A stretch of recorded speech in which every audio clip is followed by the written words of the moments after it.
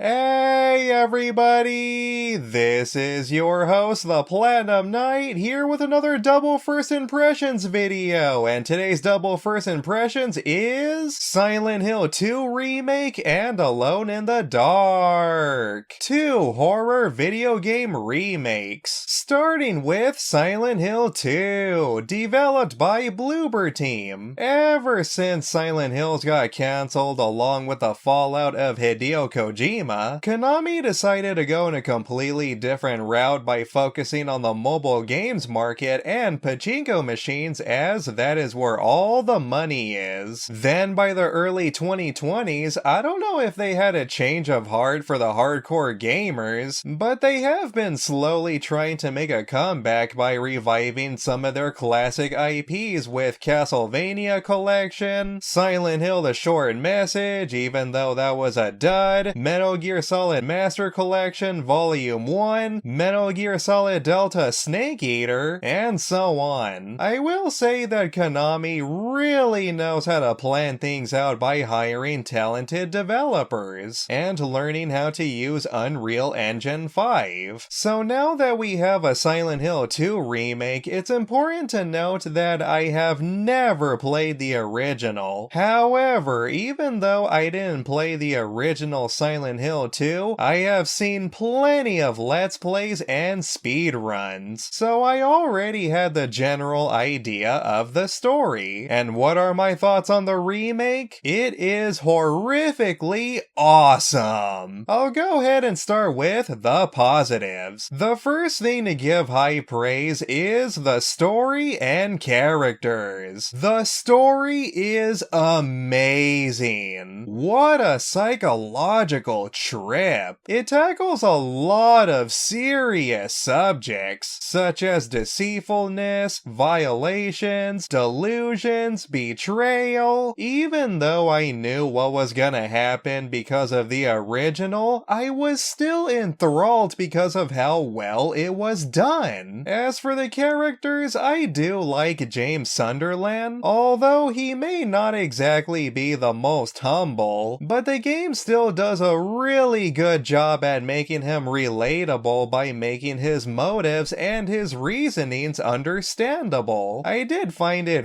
really awkward how he would stick his hand in pretty much everything. I thought that was pretty funny. Wasn't really a huge fan of Maria. At first I kinda liked her, but then I grew annoyed and found her to be kind of inconvenient. Interestingly enough, I found Laura to be the total opposite of Maria. At first I really hated her. I found her to be such a spoiled brat, but then as the story progresses, you eventually find out why she is like that, and you do eventually grow to feel some empathy for her. I felt so bad for Eddie. It's clear to me that the bullying got the best of him due to being overweight. Angela's story really broke my heart. It is so depressing to find out what happened to her in the past. At the same time, I do believe that it is important to talk about these serious subjects instead of having them being shunned and overshadowed. The gameplay may not be the most original, taking inspiration from the Resident Evil remakes adapting to modern gaming by making it easily more accessible. Of course, it's a third-person, over-the-shoulder game. You battle monsters and demonic creatures. You have the ability to shoot and melee. Honestly, I think I used melee on enemies way more than shooting. After I beat the game, my results were the pipe was my favorite weapon to use. It's really simple to get the hang of. Before an enemy even spots you, you just go up to them to get a few free shots, then dodge, then finish them off, and stomp them just in case they get back up. The combat may not be anything special, but it can still be satisfying. I enjoyed exploring the eerie, foggy atmosphere of the town of Silent Hill solving puzzles. I decided to play this on normal mode, but surprisingly the puzzles themselves actually have their own difficulty modes, which I also played on normal. Some puzzles were just just a little bit too hard for me to solve, but I eventually figured it out. So if you're not good at problem solving yourself, just switch to easier puzzles. How many games even do that? The biggest problem with criticizing a remake is most of the complaints mainly stem from what the original had to offer. Again, I may not have played the original Silent Hill 2, but I do remember what happens, and I can understand some fan criticisms. We're always gonna complain about Resident Evil remakes being more of reimaginings and removed content. We're always gonna complain about censorship removing things that used to be acceptable back then but now are considered offensive today. Before this game even came out, many fans were concerned that this game was going to be heavily censored and appeal to the modern audience by today's climate culture. Thankfully, this remake,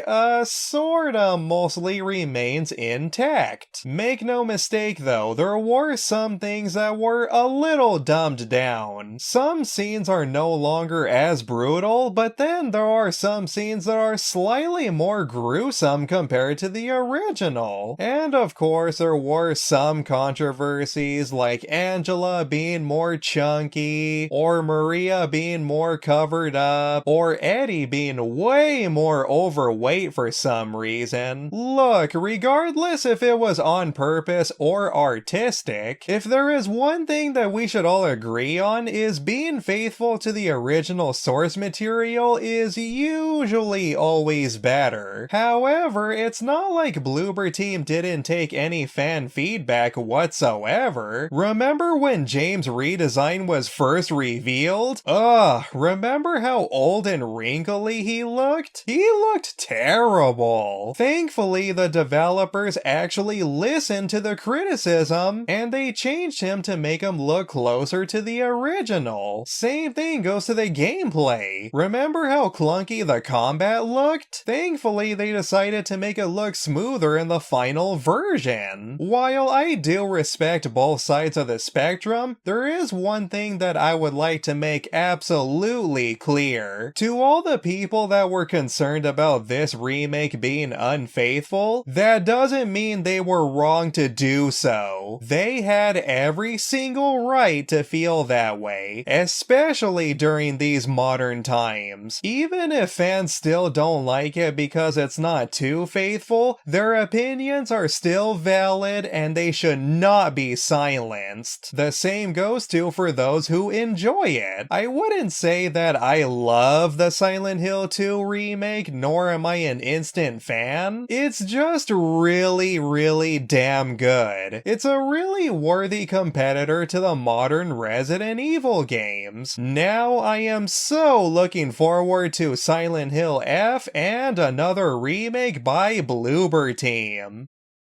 The next game is Alone in the Dark, developed by Pieces Interactive. Originally was supposed to release on October 25th, 2023, but it was delayed twice to January 16th of 2024 to releasing on March 20th of 2024. The franchise has definitely been through more dark times than bright ones. It's been rebooted 2 times, and both of them unfortunately failed. Some games being flat out terrible. I mean, come on, Alone in the Dark Illumination, anybody? After numerous lacklusters of games, THQ Nordic acquired the license to the series and decided to go all in, and going back to its roots, making it more of a reimagining to the original Alone in the Dark. Basically, a remake. On top of that, but they really went all out by getting some serious star power, like getting David Harbour as Edward Carnberry and Jodie Comer as Emily Hartwood. This reboot sounded good on a piece of paper. Unfortunately, that did not happen. So here's the good stuff. There are 2 campaigns, one for each character, similar to the Resident Evil 1 and 2 remake. Both David Harbour and Jodie Comer put on incredible performances. To be honest, I'm not too familiar with Jodie Comer's work, but I do enjoy David Harbour as the sheriff in Stranger Things. The gameplay is okay at best. The atmosphere is creepy, the graphics are nothing current gen looking, but decent enough. Alright, here are its flaws. Some puzzles are just way too hard to figure out. I did solve most of them on my own, and some of them I just had to resort to looking them up. The melee weapons break way too easily. I hate how you can't carry throwables with you. This means you either have to lure the enemies or walk incredibly slow to them. Probably the number one flaw would have to be the lack of replay value. There is a new game plus, but that's pretty much about it. All you really unlock is start with all of your weapons that you previously collected that you can't even upgrade. There's also tougher enemies, which is basically hard mode. No special weapons or infinite ammo, no unlockable cosmetics or a rocket launcher. Oh, but at least this game has one secret ending you can unlock. At least in the Silent Hill 2 remake, you get to unlock an overpowered chainsaw after beating the game, and Silent Hill has way more endings that you can unlock. Alone in the Dark really doesn't give you too much reason to replay the game. Oh, and get this, if you want more content, you gotta pay an extra $10 for the digital deluxe edition, and all you get is a prologue, a couple of cosmetics, some filters, the director's commentary, because yeah, that's something that people really want. So you're basically paying for stuff that already should have been in the game in the first place. Pieces Interactive, come on. If you're gonna take some inspiration from other game developers' pieces, then you should have used Capcom. Don't get me wrong, I still don't like how Capcom removed some content from the Resident Evil remakes, but at the same time, they have also equally set some good examples, like releasing the PlayStation 1 versions of both Leon and Claire for free. Alone in the Dark 2024 isn't a bad game per se, just misguided. It is definitely one of the better attempts at bringing this franchise back to life, but it just wasn't meant to be. The game flopped so hard that Pieces Interactive sadly shut down. Yeah, I don't see this series coming back anytime soon. I want to say I do feel bad for them, but at the same time, it was part of their own doing by making some ridiculous decisions. By the way, how ironic is it that Alone in the Dark being known as the grandfather of survival horror, meanwhile both Resident Evil and Silent Hill with their remakes, including Silent Hill 2 coming out the same year, outperforming them in every conceivable way. But that's what happens, man. Just stick to their competition or wait for a sale instead. Hell, this game was already free for PS Plus a couple of months ago, so some of you probably already have it. Alright everybody, that's it for this double first impressions video. That's it for my first impressions on Silent Hill 2 and Alone in the Dark. Thank you so much for watching. If you enjoyed this video, then please be sure to give me a thumbs up and subscribe. Hit that notification bell for new videos. This has been your host, The Platinum Knight, and peace out everybody.